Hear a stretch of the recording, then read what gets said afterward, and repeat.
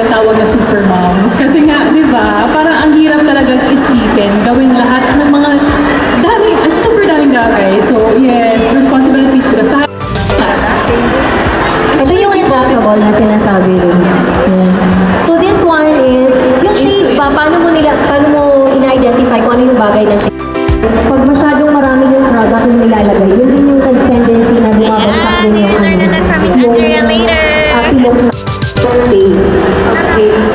Okay, good afternoon everyone. So actually, talking about mental health issues, there's a lot of concerns and disorders. But for moms, talagang pinaka-common is yung tinatawag natin na postpartum depression. Yes, and basically I know everybody knows about it, and it's very in terms of raising them, though same man ang amo ang pag-raise sa ilahang tulo, patas man tanan, ang ako aram ingon is rough viewed kaayo ang boys.